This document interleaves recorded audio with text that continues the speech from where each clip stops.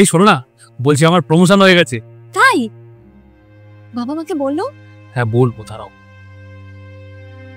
বাবা মা, বলছি আমি যেখানে কাজ করি সেখানে আমার প্রমোশন হয়ে গেছে। তাই? এই তো খুব আনন্দের কথা বাবু। কি তোমাদের খাওয়া দাওয়া হয়েছে? হ্যাঁ, খাওয়া হয়ে গেছে। শুয়ে পড়ো। জানিস বাবু, আমি ঠাকুরের কাছে সারাক্ষণ প্রার্থনা করতাম যাতে তোর উন্নতি হয়। হ্যাঁ হ্যাঁ, তোমার এই প্রার্থনার জন্য হয়নি কিছুই, সব আমার পরিশ্রমের জন্য হয়েছে। কিছু বললি বাবা? না না, কিছু না, শুয়ে পড়ো।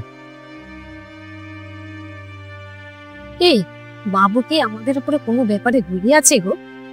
এরকম একটু বললো। না না, ওই সারাদিন খাটাখাটনি করে ক্লান্ত হয়ে গেছে। হ্যাঁ, হতে পারে। অনেক রাত হলো। শোনো না, চলো না কালকে মন্দিরে গিয়ে একটু পুজো দিয়ে আসি। বাবুর জন্য একটা মানত করেছিলাম, বাবুর যাতে উন্নতি হয়। মানত যখন করেছে তাহলে চলো পুজো দিয়েই আসি। রাত তো হলো, চলো শুয়ে পড়ি, সকাল সকাল উঠতে হবে আবার। তোমার জন্য একটা সারপ্রাইজ আছে। আমি ওখানে কিছু বলিনি, যদি কিছু বলতাম তাহলে বাবা আমার সঙ্গে সঙ্গে শুনে ফেলতো। আমি চাই না শুনো, শুনলেই তো আবার বলবে আমাদের জন্য কিছু আনলি না, বউয়ের জন্য আনলি। জানো তো, এই যে তোমার জন্য দেখো একটা সোনার চেন নিয়ে এসেছি, কেমন হয়েছে? হ্যাঁ দেখো।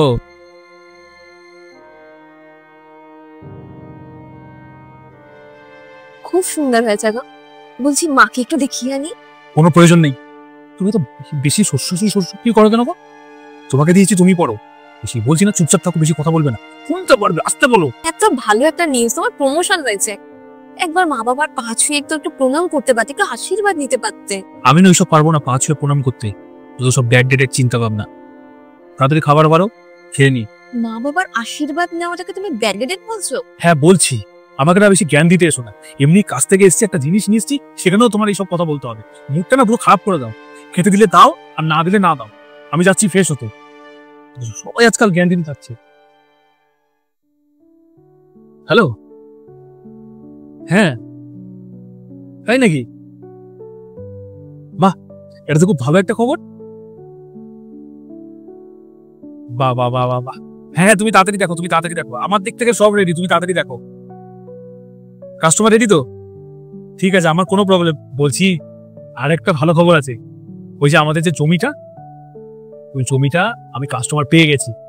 এতদিন ধরে তো খুঁজছিলাম, কাস্টমার পেয়ে গেছি। কাস্টমার একদম বলেছে যে যা দাম আমি বলেছি সেই দামেই সে কিনবে। তাই বুঝি? হ্যাঁ। এ তো দারুণ ব্যাপার, একটার পর একটা ভালো ভালো খবর। এটা আমার জন্য খুব ভালো একটা খবর। ওহ, ভগবান যখন দেয় না, চারিদিক থেকে দেয় একেবারে। কালকেই প্রমোশন হলো, আজকেই আবার জমিটা দেখো বিক্রি হয়ে গেল। দাঁড়াও, আমি মা আর বাবাকে গিয়ে গুড নিউজটা দিয়ে আসি। এই দাঁড়াও, কোথায় যাচ্ছ তুমি? তোমাকে বলেছি আমি বাবাকে বলতে। এখন কিছু বলতে চাও না, সব হোক আমি নিজে গিয়ে বলবো। এখন কিছু বলতে যাবে উল্টো ভ্যাগড়া করবে। কিছু বলতে হবে না, চুপচাপ থাকো, একদম চেপে যাও। সব হোক আগে, তারপর সবকিছু খালি বাবা মাকে বলবে, বাবা মাকে বলবে, বাবা মাকে বলবে একেবারে। যাওয়ার জন্য চা করে নিয়ে আসো। সে আমি তোমার জন্য চা করে নিয়ে আসছি না হয়। ওনারা তো তোমারই মা বাবা, বলো এরকম করো কেন তুমি? সবসময় সব জিনিসের থেকে ওনাদেরকে খালি বঞ্চিত রাখো। তোমারই তো বাবা। আরে আমার বাবা মা আমি তো জানি, তাই বলে কি সবকিছু বলতে হবে নাকি? ওনাদের যতটা জানা ততটাই ঠিক আছে। ভগবান যখন দেয় চারিদিক থেকে দেয়, বলে না হিন্দিতে একটা কথা আছে না, ভগবান যা দেয় ছাপ্পার ফারকে দেয়। আমার সাথে সেটাই হয়েছে। আমি এক জায়গায় টাকা লাগিয়েছিলাম, 25% মুনাফা হয়েছে ওখান থেকে। এই তো দারুণ খবর। মানে সব ভগবানের দান, জানো তো। সত্যি কথা, মা বাবার আশীর্বাদ না থাকলে আর ভগবানের আশীর্বাদ না থাকলে এগুলো কোনোদিন সম্ভব নয়। টাকা পয়সা নিয়ে এখন কোনো চিন্তা নেই। আমি একটা জিনিস ভেবেছি, আমি সকালবেলায় তোমাকে বলতাম, বাট এখন তোমাকে বলছি, বাবাকে আর মাকে আমরা এখানে রাখতে পারবো না। আমি রাখতে পারবো না। যেন তেন প্রকারে বাবা মাকে তুমি বৃদ্ধাশ্রমে পাঠিয়ে দাও। হয়তো বলতে পারো অনেক কিছু, যেভাবেই হোক তুমি ম্যানেজ করো, বাবা মাকে বলো বৃদ্ধাশ্রমে যেতে। কারণ দেখো আমি এখন আর পারছি না, আমি এখন একটু নিজের মতন জীবনটা গোছাতে চাই। এই এখন যখন ভগবান একটু মুখ তুলে তাকিয়েছে, একটু নিজের মতন আমি জীবনটা গোছাতে চাই, নিজের মতন করে বাঁচতে চাই।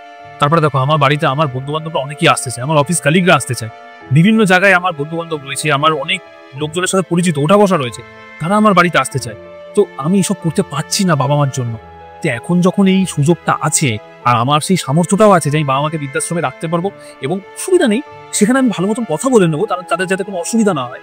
প্রবলেম তো নেই কিছু, তারা তাদের মতন থাকবে, আমরা আমাদের মতন লাইফটা এখানে ভালো মতন কাটাবো, হয়ে গেল।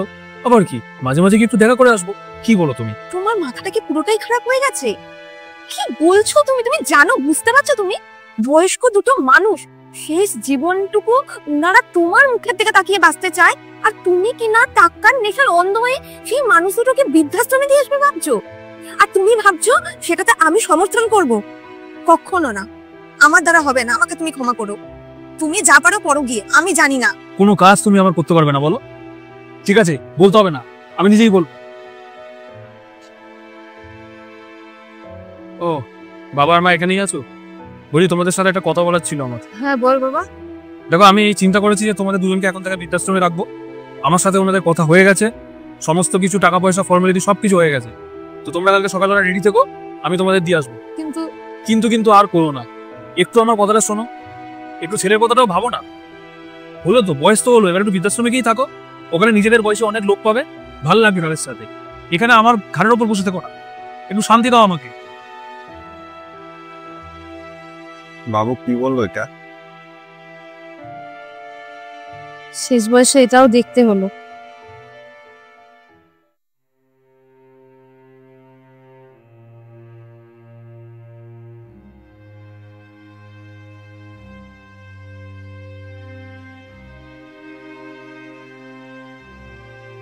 কি গো, কি হয়েছে তোমার? তুমি এরকম ভাবে চোখ মুখটা করে রেখেছো। তোমার কি শরীর খারাপ লাগছে নাকি? কিছু বলছো না কেন, বলো। বস বলেছে কাল থেকে আর চাকরিতে যেতে না। বুঝতে পারছি না আমি কি করব। শেয়ার মার্কেটে যেখানে আমার এত টাকা লেগেছিল সেটাও ডুবে গেছে। আমি কি করব, আমি কিচ্ছু বুঝতে পারছি না গো। হট করে নোটিশ না দিয়ে এরকম ভাবে কিভাবে বের করে দিতে পারে অফিস থেকে? আর তার উপরে শেয়ার মার্কেটের টাকাটাও।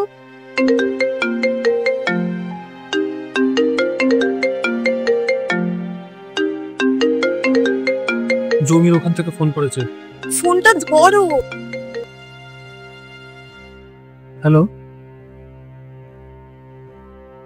মানে